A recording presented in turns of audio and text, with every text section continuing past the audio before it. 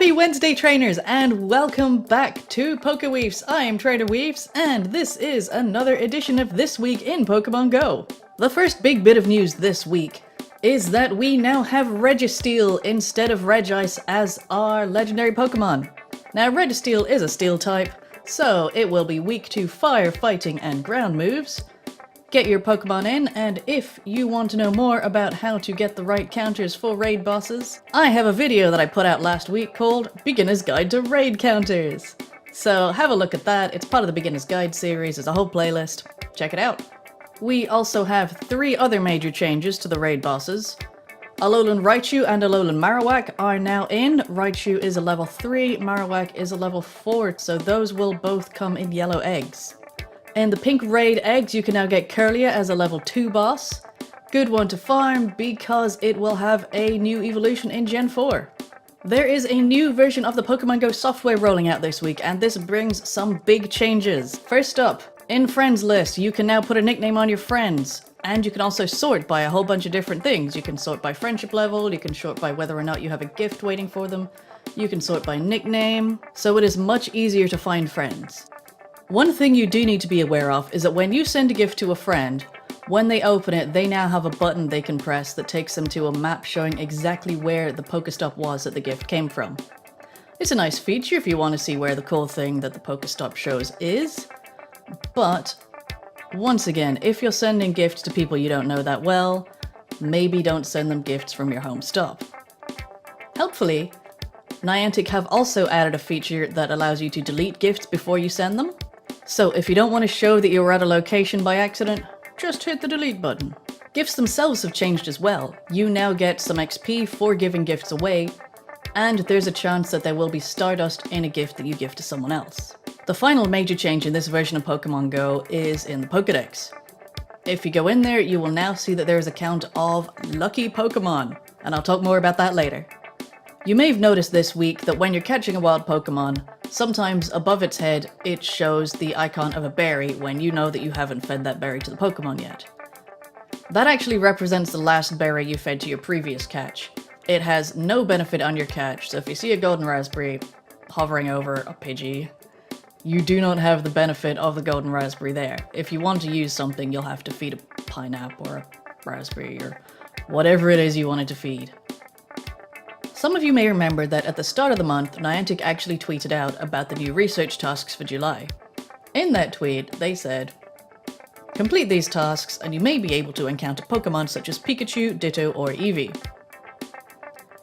This week, they tweeted that they have realized that Ditto is not actually showing up in research tasks.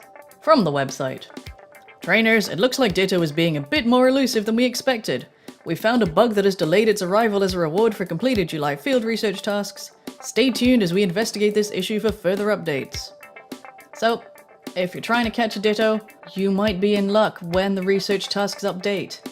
Hopefully they'll be coming soon. And finally, the biggest change that's been announced this week is Lucky Pokemon. As I said earlier, there is now an entry called Lucky Pokemon in your Pokedex. This feature isn't live yet. Yes, it is! Lucky Pokemon are now in the game! From their website, and I'll post the link below, there is a chance that Pokemon, when traded, can become sparkly Lucky Pokemon. It seems that Lucky Pokemon require less stardust to power up, which means they can reach a higher CP much faster than other Pokemon. The longer the Pokemon spends inside a trainer's Pokemon storage, the higher the chance of them becoming Lucky Pokemon when they are traded. My fiancé and I have been trading some of our old Pokemon, and we managed to get 2 Lucky Pokemon each. So the way it works, you get Lucky Pokemon from trading. When one of them is lucky, both Pokemon in the trade come out lucky.